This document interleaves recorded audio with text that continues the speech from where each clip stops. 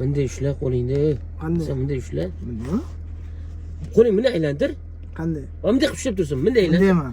Ha, ana shuni ushla. O'rtoqlar, bugungi nishonimizda O'zbekistonda tanlanib bo'lgan Dongfeng 008 da kamchiliklar va yutuqlarni realni obzor qilib beramiz. Rolda Farruh akam. Davay biz boshladik. Unda boshladik aka obzorni. Davay mana bu mashinani shunday o'tkazib yuboramiz-da. Keyin hadovani tekshiramiz. Mana mashinani qarang, yomon tushdi-da. Ketdi. Hop, politsiyaskiy to'g'rimizda bor ekan.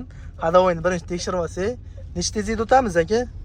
30 o'tib kerak. 30 da o'taylikchi. 30 tezlik ketyapti. Bu yoqda politsiyaskiy. Mashinani bitta holatini ko'ramiz. Bismillah. Ha, bo'ladi, hadova endi haydab ko'rishlaring kerak, to'g'risi. O't ideal demaymiz.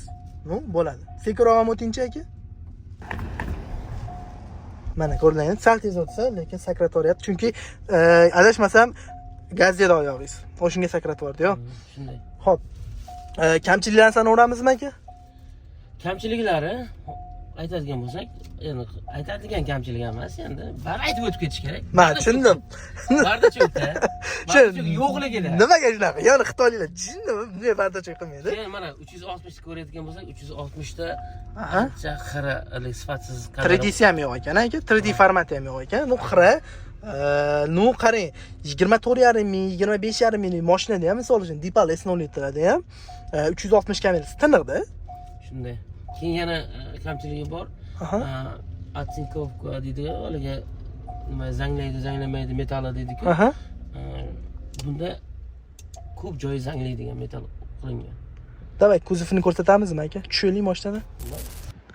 Farruh aka, tashqaridan eng katta kamchiligini ko'radigan bo'lsak, eshigiga bitta uringda aka, zo'r eshitiladi. Qarang. Kuz ko'ryapsiz-ku. Ya'ni qisman atsenkovni, qisman chiriydigan kuzovda, zanglaydigan kuzovlardan-da aka.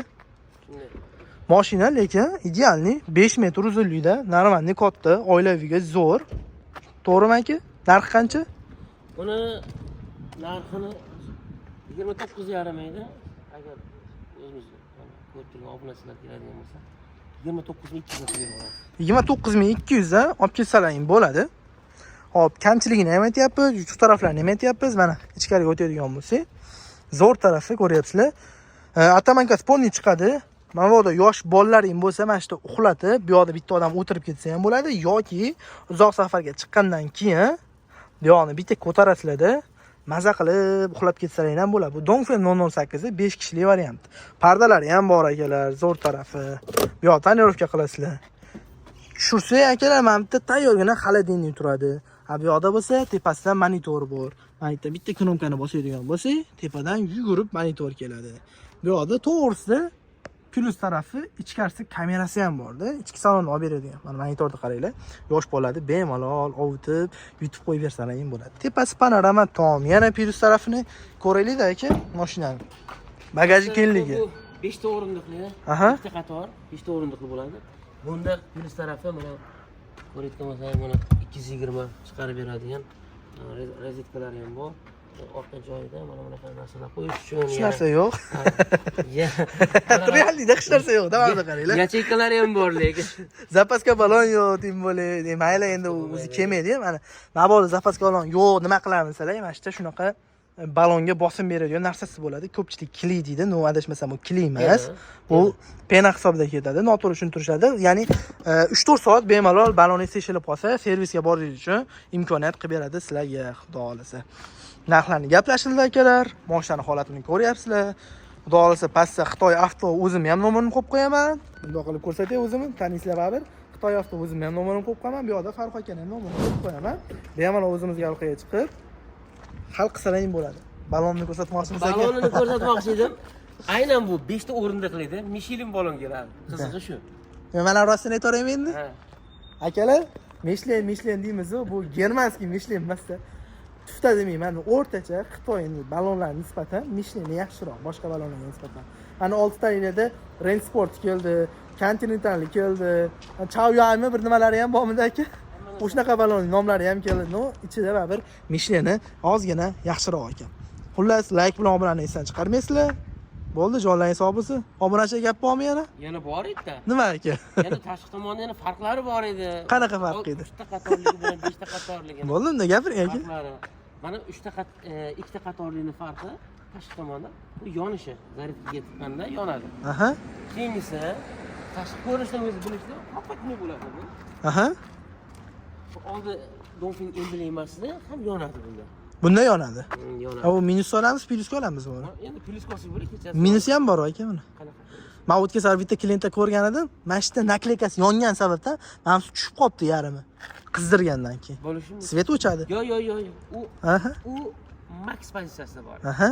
Aynan sen aytayotgan narsa max pozitsiyasida u uni ustidagi yaltirog'i erib tushib qolishi qoladi. Ha, bundachi. Bu endi ultra pozitsiya hisoblangan uchun ular mahkamroq chiqadi. Buna bo'lmaydi, a? Yo'q, unaqa bo'lmaydi. Bo'ldi, chotki unda. Boshqa farqi yo'qmi oldida? Boshqa farqi yo'q. Razmerlari ham bir xil, motori ham bir xil, yurish zapas xodi ham bir xil. Endi savol. Agar ishonmaydiganlar bo'lsa yoki bir ko'raman deydiganlar bo'lsa, kelsin, bemalol ko'rsatamiz. Test drive qilib berasizmi? Bemalol qilib beraman men o'zim. Bo'ldi, kelsalar, shu Farruh akam yoniga kelsalar, test drive qilib beramiz. Kamchiliklarini ko'rib chiqamiz agar. Agar biladigan bo'lsa, yana qo'shimcha kamchiliklarni ko'rib chiqamiz. Akalar, shu moshani ko'pchilik sotib olganlar bo'lsa, kamchilikni yozib qoldisalaring, sizlardan keyingi insonlarga manfaatli bo'ladi. Biz gapirib chiqaramiz. Bitta muhim eslatma, hech qanaqa brendni biz brendiga putur yetkazmaslikda bunaqa video olganimiz yo'q. Prosta realniy xalqimiz uchun idealniy olsa manfaat topadi. Bu moshani olmasin, manfaat topmaydi turib gapirib chiqadigan insonlardan biri bo'lamiz, nasib qilsa. O'tgan safar video olgandik, Geely video olgandik. Geely Y5 edi, bizga yoqmaganda realniy kamchiliklarni esib tashlab, ustidan qotib tashlab, video ham olib, bo'ldi, olmanglar ham degandik akalar. U moshani olsalaring, xudo xolisa 70% baraka topasizlar, kamchiliklari bor.